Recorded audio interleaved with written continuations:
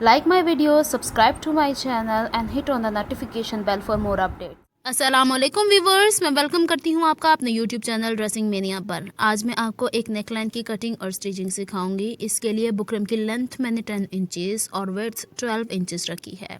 यहाँ पर गले की चौड़ाई का मार्क मैं 3.5 इंच रखूँगी और इसकी गहराई का मार्क मैं यहाँ पर 6.5 इंच रखूँगी।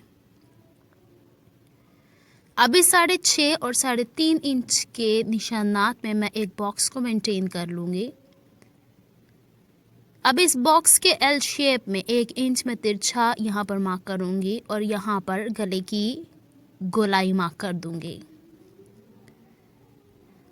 अब ये जो गले की शेप है इसके बाहर 1/2 इंच का मार्क लगाऊंगी ऑल राउंड, जितनी भी ये शेप है इसके अकॉर्डिंग, और इन पॉइंट्स को आपस में मिलाकर दोबारा से यही शेप मेंटेन करूंगी। अब ये जो सेकंड मार्क लगाया है इसके बाहर मैं 0.5 इंच का मार्क लगाऊंगी और अगेन मुझे वही शेप मेंटेन करनी है जो कि ऑलरेडी मैं मेंटेन करती चली आ रही हूँ। अब लास्ट में मुझे 1 इंच बाहर की तरफ मार्क करना है और इसको भी वैसे ही मेंटेन कर लेना है। यहाँ पर ये 2 पट्टियाँ मेरे काम की हैं, सेंटर वाली पट्टी काम के नहीं। इसे आउटर और इनर एज से कटिंग कर। यहाँ पर शर्ट का फ्रंट पल्ला लिया है और इसकी रॉन्ग साइड के ऊपर जो गला मैंने सेंटर से कट किया है इसे एज अ रेफरेंस रखकर और बाकी गले को आयरन से पेस्ट कर लूँगी। शर्ट की बैक साइड के ऊपर मैंने बुकरम को पेस्ट कर लिया है। इसे सेंटर से इस तरीके से फोल्ड करने के बाद ये 3 लाइंस यहाँ से मुझे एज इट इज़ कट करनी है। यहाँ पर जिन 2 लाइंस को मैं पॉइंट आउट कर रही हूँ वो हमारे काम की हैं। इसे सेंटर से कट करने के बाद जो सेंटर पीस यहाँ से निकलेगा उसे डिस्कार्ड नहीं करना है, वो आखिर में हमारे पास एज अ रेफरेंस इस्तेमाल होगी जब हम गले को ज्वाइन करेंगे।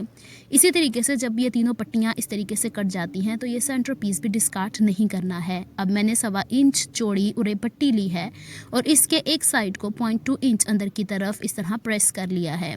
अब ये उरे पट्टी इस पूरे गोल गले के ऊपर मैं एज अ पाइपिन अटैच करूँगी। यहाँ पर गले पर जो बुकरम अटैच है, बुकरम वाली साइड ऊपर रखनी है और पाइपिन का सीधा साइड कपड़े के सीधे साइड से इस तरीके से मैच करना है।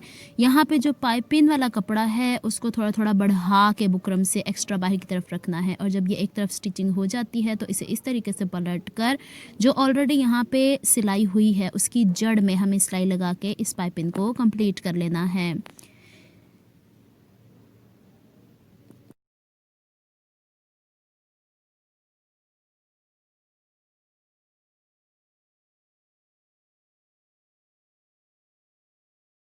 यहाँ पर देखें ये सेंटर पीस था और इसके बाहर की जो 1/2 इंच की पट्टी थी उस पर भी मैंने वैसे ही पाइपिंग अटैच 2 साइड्स पर कर दी है जैसे कि मैंने आपको ऑलरेडी उस गले के ऊपर अटैच करना सिखाई है।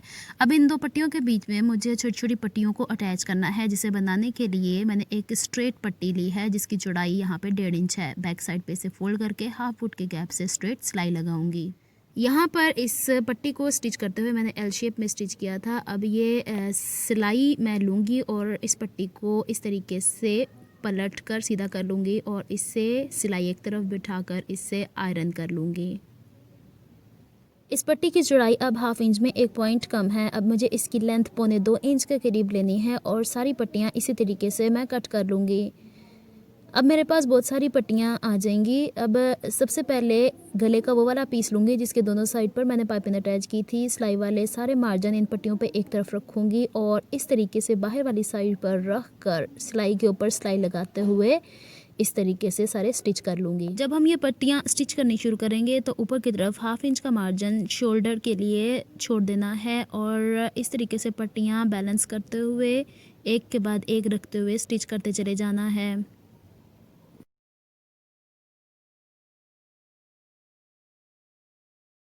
पट्टियों को स्टिच करके इसकी लुक कुछ इस तरीके से आई है। अब यहाँ पे जो राउंड नेक मैंने आपसे कहा था डिस्कार्ड नहीं करना, उसे मैं साइड वाले पीस से किनारों पर और सेंटर में मैंने कच्ची सिलाई से स्टिच किया है। अब ये वाला पीस जो बीच में से पट्टी निकली थी इसे ऐसा रेफरेंस इस्तेमाल करूँगी और हर पट्टी के ऊपर थोड़ी थोड़ी UHU इस्तेमाल करूँगी। गले के सेंटर से सेंटर मैच करके इस तरीके से मैं यहाँ पर सारी पट्टियों को अटैच कर लूँगी। इस तरीके से पट्टियों की जो शेप है वो मेंटेन रहेगी, किसी पट्टी में कमी या ज़्यादती नहीं होगी और इक्वल गैप के साथ ये स्टिच होंगी।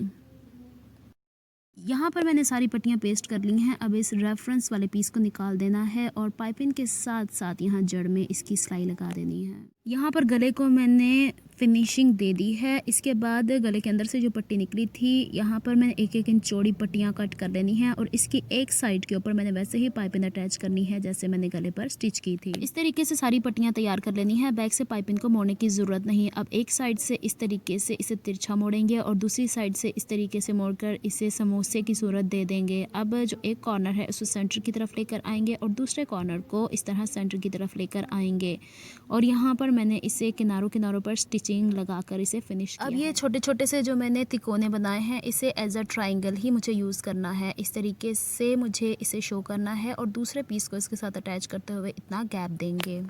अब ये ट्रायंगल स्टिच करते हुए भी ऊपर से 1/2 इंच का गैप देना है ताकि शोल्डर की सिलाई में इतना मार्जिन निकल जाए। अगर इस पॉइंट पर आकर मशीन नहीं चलती तो हम नीचे कागज़ को प्लेस कर सकते हैं। यहाँ पर तकरीबन 0.2 इंचेस का गैप देके दूसरे ट्रायंगल को इसके साथ बैलेंस करूँगी और तमाम ट्रायंगल्स को इस तरीके से स्टिच करती जाऊँगी। यहाँ पे स्टिचिंग लाइन पाइपिंग की जड़ में आनी चाहिए। यहाँ पर गले की ये शेप आई है और ये है इसकी बैक से इसकी शेप। अब फाइनल काम रह गया है। अब सुई में डबल धागा हम लेंगे और हर पट्टी के 2 कॉर्नर्स को आपस में उठा के इस तरीके से 2 दफ़ा धागा उसके कॉर्नर से गुजारेंगे तो यहाँ पर बटरफ्लाई बन जाएगी।